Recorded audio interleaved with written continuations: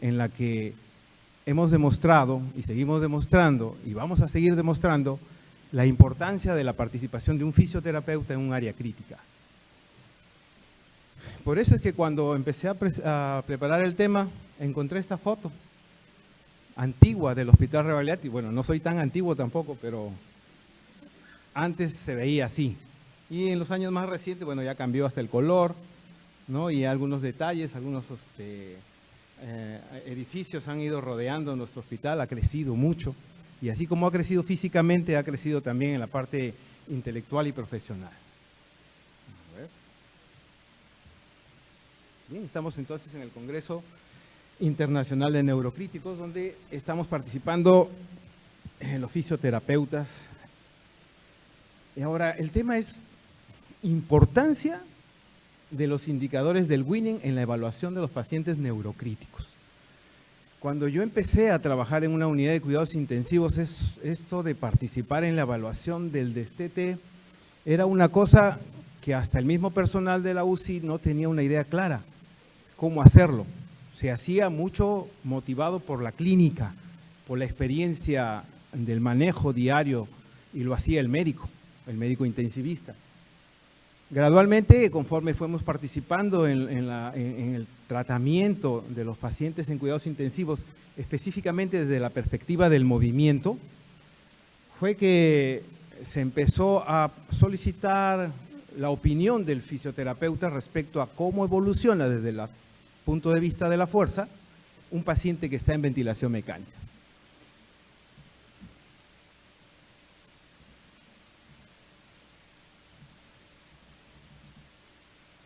Bien, entonces el concepto que tenemos que analizar ahora es el de destete o winning, en los vocablos ingleses que ahora se usan con tanta frecuencia, ¿no?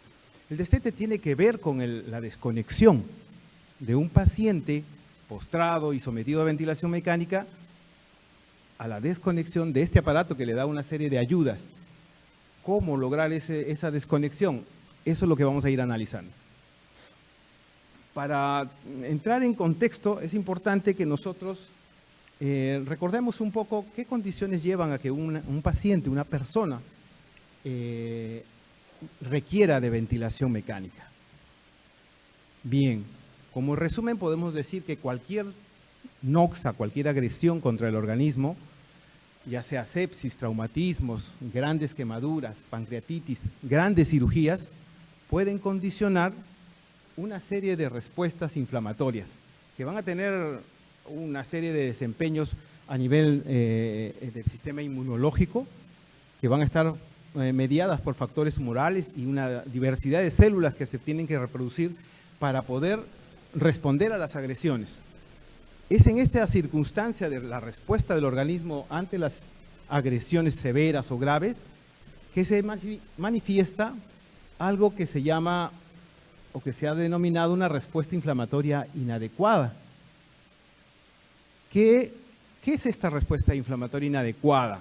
Dicho comúnmente, ¿no? Si tenemos una noxa muy severa, una agresión muy severa o muy duradera, la respuesta inflamatoria normal se puede hacer anormal, excesiva.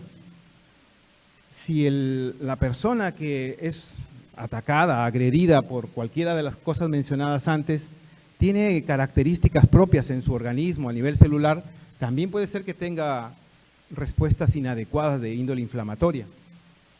Y si esta persona además tiene cuadros como malnutrición u otras causas un tanto deficientes, van a presentar respuestas inadecuadas ante la agresión, respuestas inflamatorias inadecuadas, que son evidenciadas a través de hiperactivación de células inflamatorias. Va a haber liberación de células inmaduras, células que no están preparadas para hacer la defensa del organismo. Va a haber activación de monocitos y macrófagos en excesivas cantidades. Va a haber producción de poderosos mediadores proinflamatorios y estos van a producir un estado de inflamación sistémica generalizada. Entonces, como mencionamos, cualquier agresión severa sobre el organismo va a condicionar una respuesta inflamatoria sistémica, ya no local, sino que se extenderá. ¿Y por qué recordamos esto? Recordamos esto porque esta hiperactivación de células inflamatorias condiciona un síndrome que es conocido entre los intensivistas como síndrome de respuesta inflamatoria sistémica. Este síndrome de respuesta inflamatoria sistémica se va a caracterizar por presentar por lo menos dos de las características que mencionaré: temperatura mayor de 38 grados centígrados o menor de 36 grados centígrados, una frecuencia cardíaca por encima de 90 latidos por minuto, una frecuencia respiratoria por encima de 20 respiraciones por minuto y una presión de CO2 menor de 32 milímetros de mercurio, así como una presencia de leucocitosis de más de 12.000 por milímetro cúbico o una menor a 40.000, una condición de células leucocitarias menor a 4.000 por milímetro cúbico. Y la aparición de más del 10% de células inmaduras, células incapaces de hacer la respuesta inflamatoria adecuada. Este síndrome de respuesta inflamatoria sistémica, a su vez, puede conducir a una reducción generalizada del aporte de oxígeno. Y ahí va un poco el tema por donde tenemos que guiarnos y por qué es que finalmente el fisioterapeuta tiene que llegar a participar de la atención de un paciente en estado crítico. Este síndrome de respuesta inflamatoria sistémica puede conducir a una reducción generalizada del aporte de oxígeno en el organismo. Va a haber depresión del trifosfato de adenina, o sea, va a haber disminución del ATP, de la energía que produce todas las reacciones corporales, y va a haber lesión celular y muerte. ¿Cómo repara eso el organismo? A través de glucosa, a través de oxígeno. Bien, ¿y de dónde sacamos el oxígeno? De la función respiratoria. ¿Y quién hace la función respiratoria? La activan músculos respiratorios. Tanto para inspirar como para eliminar secreciones, la función respiratoria se sostiene mecánicamente en músculos. ¿Y cuál es el trabajo del fisioterapeuta? ¿Cuál es el órgano principal del trabajo del fisioterapeuta? El músculo, la función neuromuscular. Bien, entonces es así, observando estas cosas en una unidad de cuidados intensivos, cómo gradualmente la presencia de un fisioterapeuta en una unidad crítica se va haciendo necesaria. Este síndrome de respuesta inflamatoria sistémica persistente puede inducir a otro síndrome. ¿Cuál es ese otro síndrome? El síndrome de disfunción multiorgánica. Ese síndrome de disfunción multiorgánica suele iniciarse por un cuadro que es conocido hartamente como distrés respiratorio agudo, que genera una alta mortalidad en las unidades de cuidados intensivos. Entre 26 y 98% de las personas que entran en este síndrome de distrés respiratorio agudo, están en riesgo de fallecer. Bien, aquí hay unos cuadros que logré encontrar en la bibliografía que revisé, en los que se menciona, por ejemplo, causas que van a condicionar deterioro de la función respiratoria. Hay causas que son extrapulmonares y también hay causas pulmonares directamente, porque a la UCI no solamente entran personas con cirugía, traumatismos, algunas afecciones abdominales, sino que también hay personas que ingresan por patología pulmonar directa. Entonces tenemos que la lesión y la agresión sobre el sistema pulmonar, sobre el sistema respiratorio, puede venir a través de dos frentes, una agresión extrapulmonar y una pulmonar directa. En el caso de las extrapulmonares, ahí encontramos un poco lo que tiene que ver con el tema que estamos tratando de pacientes en estado neurocrítico. Los pacientes que probablemente tomaron drogas en exceso y que deprimieron el sistema nervioso o que por alguna condición requieren de estos fármacos, pueden sufrir deterioro de la función del sistema nervioso central y como consecuencia disminuir la funcionalidad del sistema neuromuscular que controla la ventilación y la respiración como tal. El daño estructural sobre el sistema nervioso, traumatismos, tumores, también pueden condicionar esta situación. Infecciones, meningitis y ACV severos, ¿sí? Por otra parte, hay disfunción sistémica de los nervios periféricos también. También son pacientes neurocríticos aquellos que tienen grandes lesiones de los nervios periféricos, como son lo que se puso de moda el mes pasado, el síndrome de Guillain-Barré y otras polineuropatías. enfermedades crónicas desmielinizantes del sistema nervioso central, del sistema nervioso periférico, como es la esclerosis lateral amiotrófica, y una serie de lesiones como los traumatismos medulares o las neoplasias del tejido medular específicamente. Por su parte, las lesiones que tienen que ver con la pared torácica también van a afectar, pero ahorita eso no nos importa principalmente. Ya hemos analizado que existen patologías respiratorias, neurológicas que van a condicionar disfunción respiratoria severa.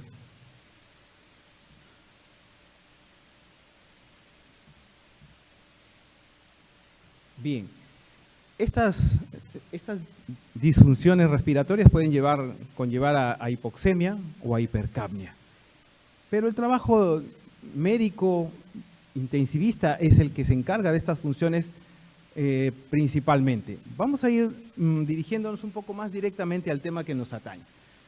Existe falla respiratoria del intercambiador y falla primaria del intercambiador y falla primaria de la bomba ventilatoria. Como vimos antes, si la agresión es directamente sobre el tejido pulmonar o el parénquima pulmonar, vamos a tener déficit respiratorio.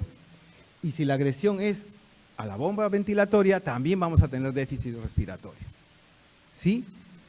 En cualquiera de los dos, la participación del fisioterapeuta se va a ver evidente gradualmente. Bien, ¿por qué? Si vemos el cuadro allá, no creo que ustedes alcancen a verlo porque, bueno, las imágenes son distantes y pequeñas, pero si existe un desarrollo de fatiga, porque hay una urgente necesidad de oxigenación, la necesidad de oxigenación apremiante que mencionamos antes como parte de la respuesta inflamatoria va a hacer que el músculo respiratorio trabaje en exceso y como consecuencia de esto va a producirse fatiga muscular, que va a generar aumento de la carga de los músculos respiratorios, aumento de la fuerza y duración de la contracción muscular de estos músculos, aumento del índice de tensión tiempo del diafragma, aumento de la demanda energética muscular, también del flujo sanguíneo y del oxígeno y de nutrientes. Además que todos estos aumentos del trabajo muscular, de la función, de la fisiología del músculo van a conllevar a fatiga. ¿Por qué? Porque va a haber una demanda excesiva del trabajo respiratorio por sobrecarga. Entonces, el músculo respiratorio que trata de compensar el cuadro de inflamación sistémica va a llegar a un estado de fatiga, porque no está diseñado para ventilar ni a grandes volúmenes ni a frecuencias altas. Bien, esta falla respiratoria va a producir una disminución en la generación de la fuerza para el flujo ventilatorio. Si disminuye la fuerza de la contracción muscular de los músculos respiratorios, va a disminuir el volumen, va a disminuir la presión, van a disminuir los flujos respiratorios. Entonces, ¿qué hay que hacer? ¿Qué hacer ante una situación en que el músculo ya no da más, está agotado o es su futuro en breves horas? Porque estamos hablando de un periodo relativamente corto, breve, en que el paciente entra en un estado de fatiga muscular. ¿Cuál es la solución? Todos la sabemos, ¿no? Es el aporte ventilatorio. ¿Sí? El aporte ventilatorio, dentro de la revisión que hice, este es un cuadro que muestra más o menos en qué medidas, en qué dimensiones se tiene que aportar volumen dentro de la ventilación mecánica. Luego lo revisaremos. Bien. Este cuadrito muestra un círculo que deberíamos lograr y que para lograr este círculo de procesos o de eventos vamos a necesitar de los indicadores del Winning. Normalmente uno tiene una ventilación espontánea, según muestra el cuadro naranja. Si uno es sometido a un tipo de agresión de la economía, va a generarse disfunción respiratoria, que va a condicionar ventilación mecánica protectiva. Una vez que es manejado por los médicos intensivistas y se logra una recuperación o se está en proceso de recuperación de la anoxa, va a haber la necesidad de un inicio de la desconexión del ventilador mecánico Y para eso necesitamos la valoración de los indicadores del winning. Y si el winning es exitoso, bueno, se vuelve a la ventilación espontánea. Vamos a ver. Bueno, existen varios tipos de desvinculación, dependiendo la edad, dependiendo la gravedad de la noxa, dependiendo la severidad de las condiciones previas a la noxa. En esencia, hay 3 tipos de winning. Según la bibliografía, algunas la aceptan así, otros no, pero la que yo revisé muestra que hay un winning simple, donde se logra desvincular al paciente de un solo intento. Hay winning dificultoso, donde se desvincula al paciente del ventilador en más o menos 3 intentos o en 7 días después del primer intento.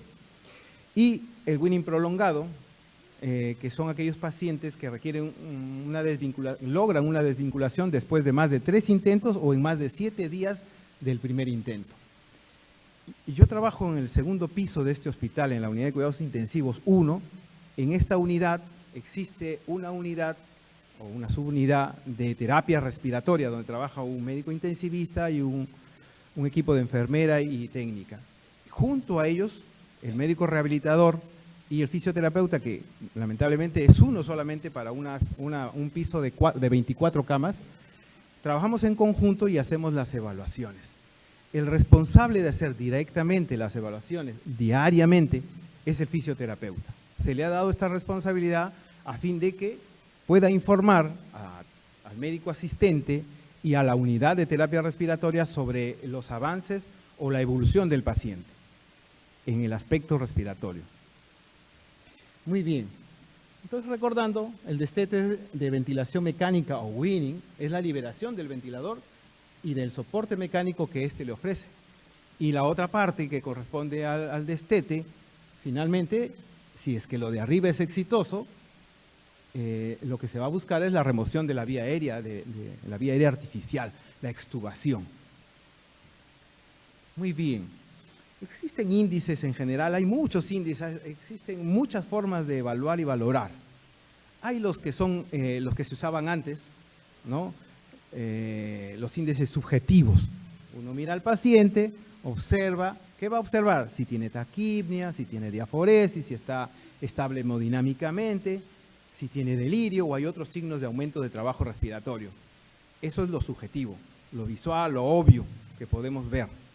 Pero existen otros índices, llamados índices integrados, que tienen que ver ya con el aparato mismo del ventilador mecánico que está, entre comillas, supervisando, está censando las funciones que está teniendo el sistema respiratorio del paciente. Censa presiones, censa volúmenes, censa flujos, censa el gatilleo, censa el número de respiraciones y todos los demás parámetros que nosotros conocemos.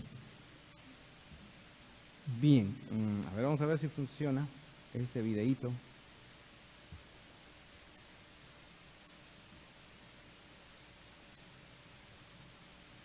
Tenemos ahí un paciente que ya está indicado para inicio de destete.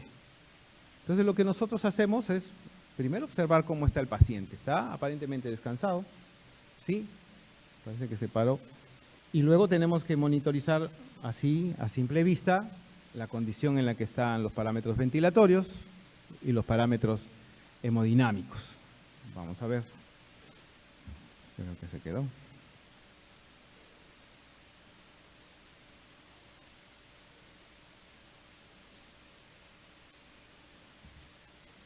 Muy bien.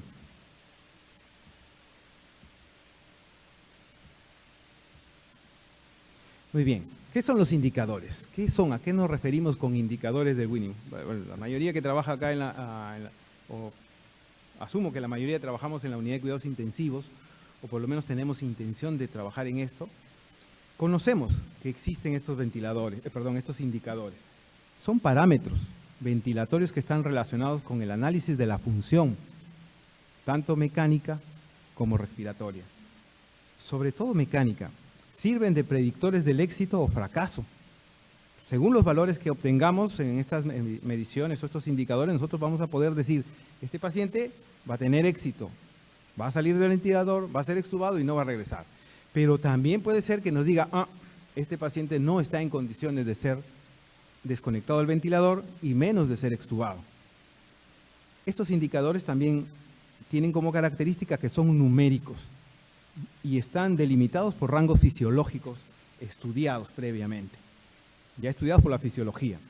¿Cómo eran las conversaciones antes? En mis épocas, le estoy diciendo que yo tengo en este hospital 22 años y gran parte de esos traté de ir ingresando en las unidades de cuidados intensivos. Me tocó la parte dura, me tocó la parte donde no había mucho espacio para el fisioterapeuta, donde todavía se pensaba qué va a hacer acá, ¿no? Si el paciente está mal.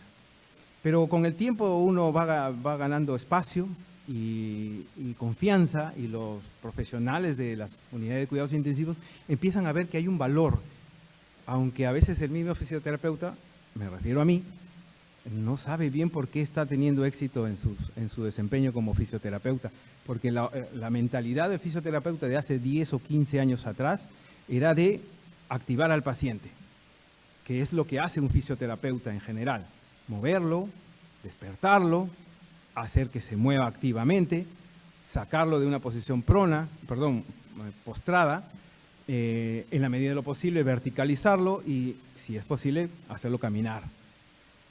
Bien, en mis tiempos había esta conversación. El médico venía y decía: licenciado, ¿cree que ya estará para el destete? ¿Ya lo podremos desconectar a este paciente? ¿Qué respondía? Doctor, yo creo que todavía le falta fuerza. Esa era la respuesta, ¿no? No había ningún criterio numérico. La respuesta era observacional, me parece, ¿cierto? ¿Y qué tanta fuerza le faltará, licenciado? Yo creo que en unos 2 o 3 días de hacer fisioterapia ya sale, ¿no? Conceptos vagos, conceptos inciertos, motivados un poco por la experiencia, motivados por las observaciones previas de cómo me fue con otros pacientes. Bueno, entonces quedaba ahí la conversación. Bueno, sigue haciéndole la fisio, pues, porque necesitamos que ya se pare y ya se vaya, porque ese paciente está quedándose mucho tiempo. Muy bien.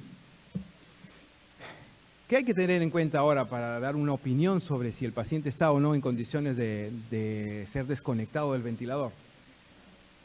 Primero, que se debe tener en cuenta que una vez que se intuba un paciente, o que se piensa que se va a intubar un paciente, todos los que trabajan en UCI saben que ya hay que ir pensando cuándo se va a destetar. Desde la intubación, desde el análisis y decisión de que se tiene que someter a ventilación mecánica un paciente, ese grupo profesional ya tiene que ir pensando en cuánto tiempo lo sacarán. ¿Qué van a necesitar para eso? ¿Qué se necesita en una UCI para eso?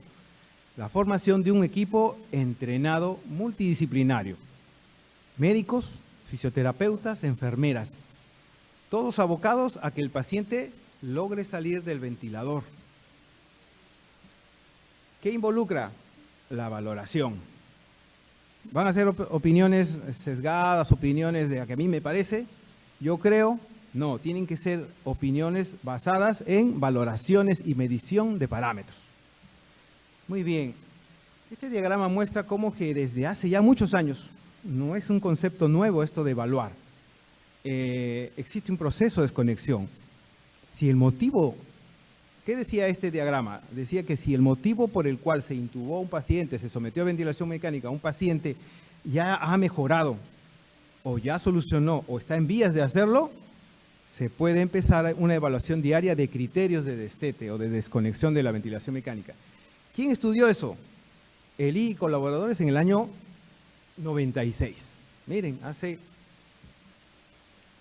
más de 20 años aproximadamente. ¿Qué pasaba si en ese tiempo se cumplían los criterios que se estudiaban en aquel tiempo?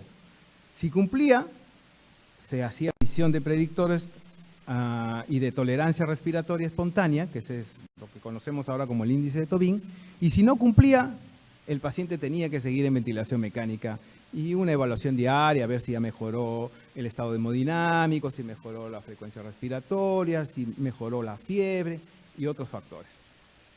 Bien, si una vez que el paciente pasaba esta condición y se le sometía a medición de predictores de tolerancia en ese tiempo, el índice de Tobin, si éste obtenía un índice de Tobin por debajo de 105 respiraciones por minuto, entonces se pasaba a un segundo paso. Si no, seguía con ventilación mecánica. ¿Cuál era el siguiente paso si la medición en ese tiempo era positiva?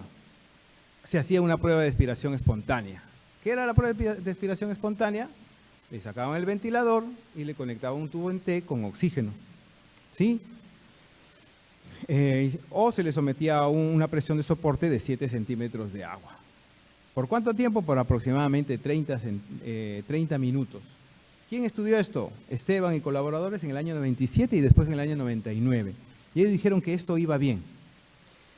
Si se tolera esta prueba, en ese tiempo se decía, si se toleraba esta prueba, entonces se le extubaba. Y si no, se iba gradualmente reduciendo los parámetros, sobre todo la presión de soporte, y también se podía hacer una prueba en T.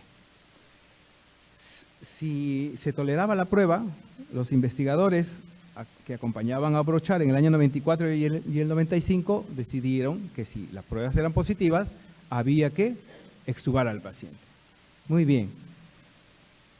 Aquí tenemos un paciente que está en su periodo de destete. Aún está conectado al ventilador mecánico y es un paciente, obvié poner la foto donde estaba él mal posicionado, porque como ya estaba activo, se movía y se quedaba medio echado sobre el sillón. Entonces, lo primero que tenemos que hacer, los fisioterapeutas, es posturar al paciente. Lo sentamos adecuadamente, la posición lo más erguida posible. ¿Sí? De paso que estimulamos el control cefálico, el control postural de la espalda, la acción de los brazos, que todos estos van a generar demanda de oxígeno y van a estimular la función muscular respiratoria. Y en esa posición, todavía conectado al ventilador, se hacen las pruebas.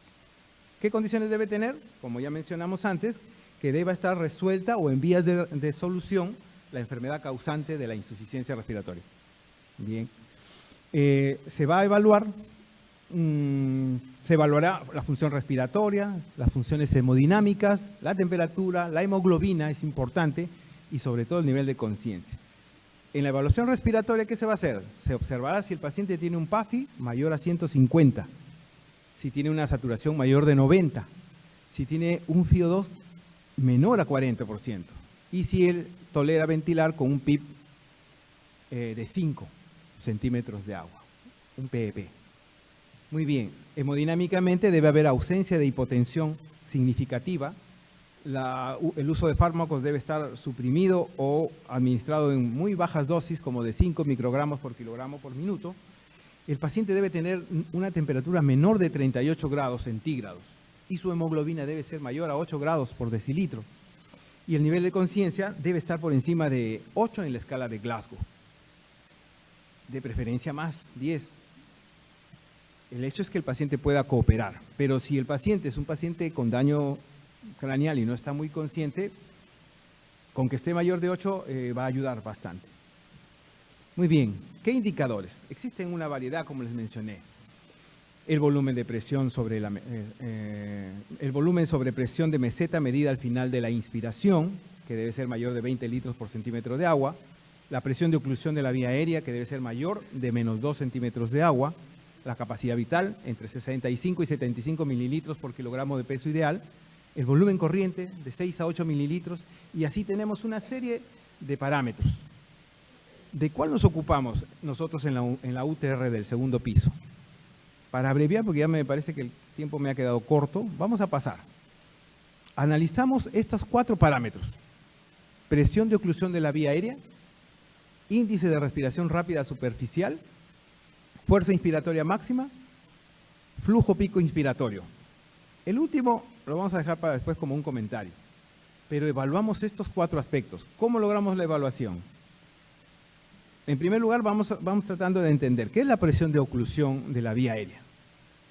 El P01, han escuchado de ese término, ¿verdad? El P01 es una medida de la presión. Corresponde a la presión de la vía aérea ocluida, la vía aérea tapada, registrada en los primeros 100 milisegundos y representa la respuesta del sistema nervioso, de la motoneurona superior, del centro respiratorio, ante las señales químicas y mecánicas del final de la expiración de cada ciclo respiratorio. Hay una inspiración, hay una expiración. Para iniciar el siguiente ciclo respiratorio, en esa fase final, el sistema detecta a través de receptores mecánicos en el tórax y receptores químicos también en ciertas partes del organismo, que hay necesidad de volver a hacer una contracción inspiratoria. Los primeros 100 milisegundos van a ser medidos por el aparato de ventilación mecánica y van a estar registrados en diferentes partes en cierta parte de los diferentes tipos de ventilador mecánico. Acá tenemos, a ver, no sé si me sirva ahí está, ¿no? Este espacio punteado corresponde a los 100 primeros milisegundos del esfuerzo inspiratorio. Mire, les decía que está acabando la expiración del ciclo anterior y en esta fase se genera un esfuerzo inicial. Los primeros 100 milisegundos que están entre las líneas punteadas van a servir para engatillar el siguiente ciclo inspiratorio, ¿no? Para que nuevamente baje. Este tiempo, estos primeros 100 milisegundos, la máquina los sensa, los detecta y los registra. Y ese valor va a ser de importancia para predecir la posibilidad de éxito o fracaso del destete. Bien, es una medida del estímulo respiratorio del impulso nervioso. Refleja, ¿qué va a reflejar? Refleja qué grado de fortaleza tiene el músculo. Si el músculo está débil, a ver, les pongo un ejemplo. Si tienen un músculo débil y les mandan levantar 20 kilos, ¿cuánto esfuerzo cree que puedan hacer para levantar 20 kilos con un músculo del brazo débil? ¿Harán poco esfuerzo? ¿Harán mucho esfuerzo? A ver, fuerte, mucho esfuerzo, ¿de acuerdo? Si nosotros tenemos que ventilar, ya existe una forma de calcular el volumen ideal según el sexo de la persona, ¿cierto? Según la edad. Si nosotros hacemos un pequeño esfuerzo y no completamos el volumen inspiratorio, entonces vamos a requerir un mayor esfuerzo para completar nuestro volumen. Ese esfuerzo que hacemos es lo que se considera como el P01, ese esfuerzo inicial. El rango normal de esto está entre -2 y 0, ¿de acuerdo? Es un pequeñísimo esfuerzo el que contabiliza el equipo. Por otra parte, tenemos el índice de respiración rápida superficial, llamado también Rapid Shallow Breathing Index, ahí están sus abreviaciones, o índice de Young y Tobin.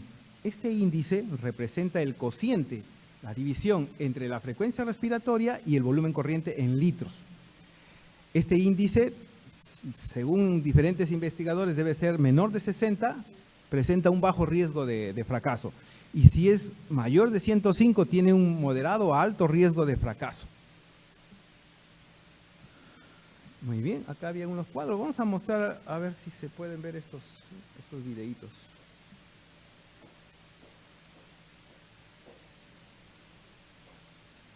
El procesador al parecer es un poco lento y dificulta ver.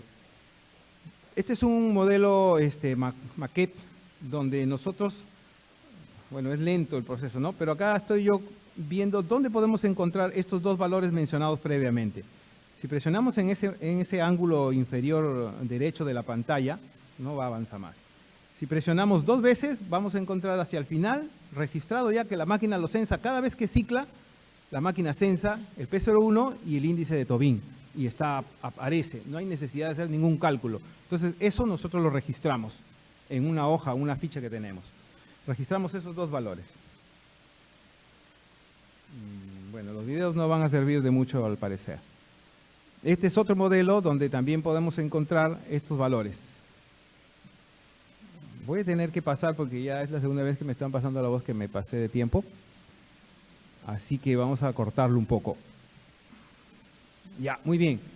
El indicador que sí vamos a medir nosotros a través del aparato ventilatorio es la fuerza inspiratoria máxima.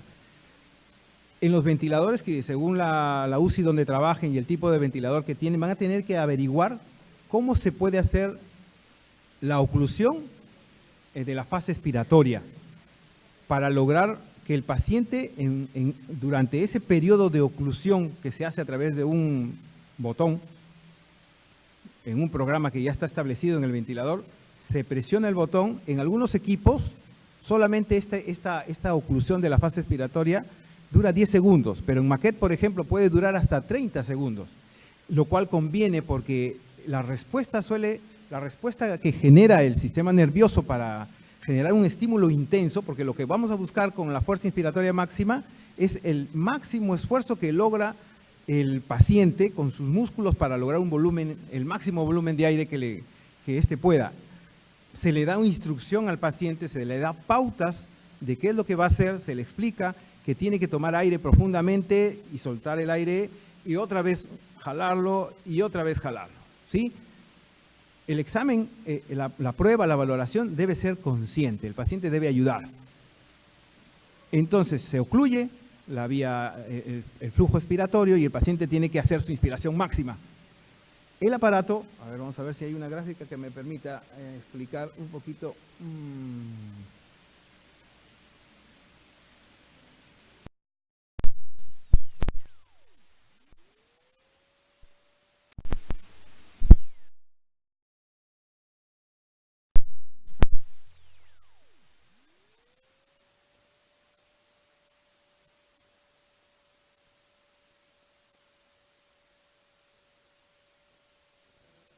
La última.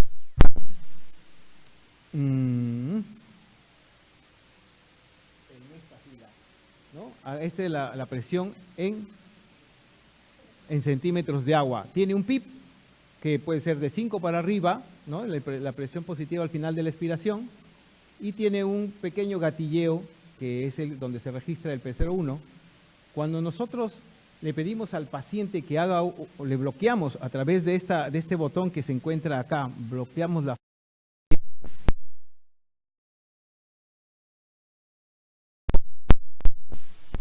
en línea de cero, la línea de base, y se mide, aparece una medición que puede ser -1, -2, -10, -15. Nosotros esperamos lograr un punto de corte superior a -30, para que eso nos dé una indicación de que el paciente, desde esta perspectiva de la fuerza inspiratoria máxima, está en condiciones o podría estar en condiciones de soportar la desconexión del ventilador.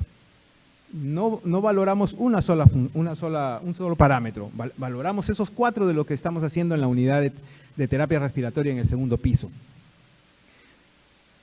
Esta es la valoración que logramos de forma activa. Y la otra valoración es la de la valoración del flujo de pico expiratorio.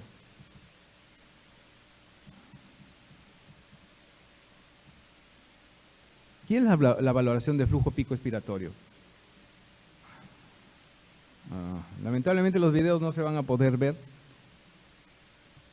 Son unos modelos. El flujo expiratorio se puede conseguir a través de inducir la tos o a través de pedirle al paciente que activamente tosa, ¿sí? Entonces, si logramos un flujo expiratorio por encima de 90 litros por minuto, podemos decir que el paciente va a estar en condiciones de soportar un destete. Tenemos, solamente para redondear, P01 entre -2 a 0, indicador de que puede tener éxito el paciente. Índice de Tobin, lo más bajo posible, sobre todo menor de 105, pero si es más bajo, menor de 60, mejor.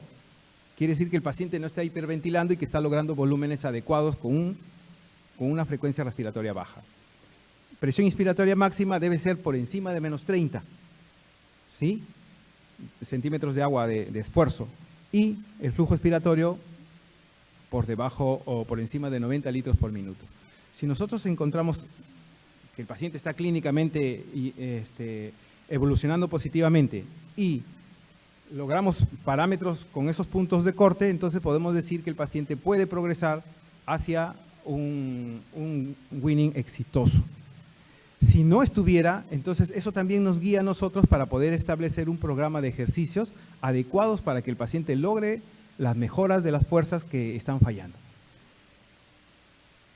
El fisioterapeuta ahora ya no es como el fisioterapeuta, como la propaganda esta que dice uga uga, ¿no? Yo me parezco un poco, pero no soy. Ya no es el uga uga, ahora hay que medir en los ventiladores, hay que adaptarse a las nuevas tecnologías. Estamos introduciéndonos en el mundo de la tecnología para el ejercicio de la fisioterapia en la unidad de cuidados intensivos. Entonces, a los colegas que están trabajando en una UCI y al personal de enfermería y médico que todavía no tienen un fisioterapeuta dentro de su unidad de cuidados intensivos, les animamos a que hagan los esfuerzos administrativos para que logren que alguien con la capacitación adecuada pueda estar en sus unidades de cuidados intensivos. Muchas gracias.